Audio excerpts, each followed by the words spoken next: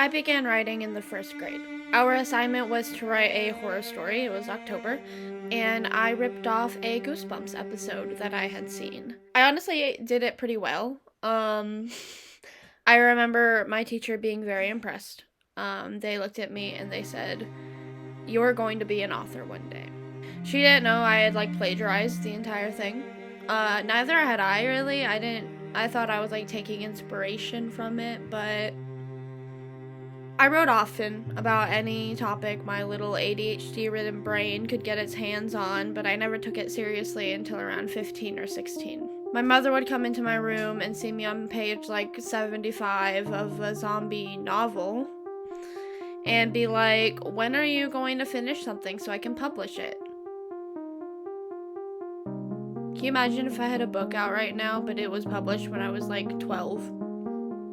Anyway, when I was a teenager, I discovered a YouTube channel that I refuse to mention here, and it made me realize I wanted to be a writer. I had always known that, but what I really mean is I realized I had to work for it. I had to grind for it. I had to pour my blood and tears and soul into my writing and give up everything else. I was a writer before anything. As an adult, I spent 10 months as a ghostwriter, and it could have and maybe nearly killed me. My writing hasn't really been the same since, and sitting at my computer gives me panic attacks. I miss the story I had to abandon. I miss the lady I wrote for.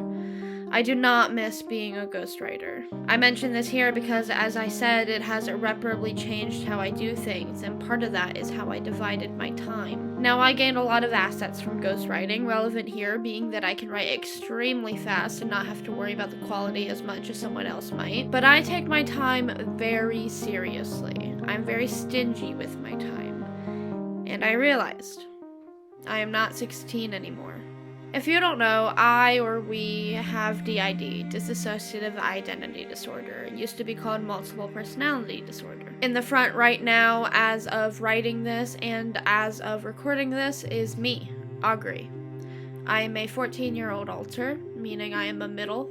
I am a trauma holder and a suicidal ideation holder. I've fallen back into writing like going back to a good friend. See, there's a story I'm writing, autofiction just for me. I might publish it, but honestly, I doubt anyone's ever gonna read it but me. There's not many people in the system writing anymore except for me. Oliver wrote a poem or two, Benji writes occasionally, but I've noticed that writing is something we prefer to do on our own time, on a whim, spontaneously. Not just when inspiration strikes, but when that yearning hits. The yearning to put words to the page and scream from the rooftops what I'm feeling and what it means. See, along with the DID, we have several more mental illnesses. If you're really interested in learning more about that, you can check out 47 and Counting, which is our lifestyle channel. But that being said, there's no other way to put it. I have been through pain greater than I am currently able to process. I have been through trauma more intimate and fatal than I thought possible. It changed me permanently, and I can't pretend that I still want to be a writer when all I really want to be is alive. I love writing. I love art. I love words and vocabulary and syntax and waxing poetic or getting straight to the point. But I just don't always have it in me. And with so many alters, nearly 90 now, not everyone wants to focus on that. So I don't want to just be a writer anymore. I want to be me, whatever that means that day.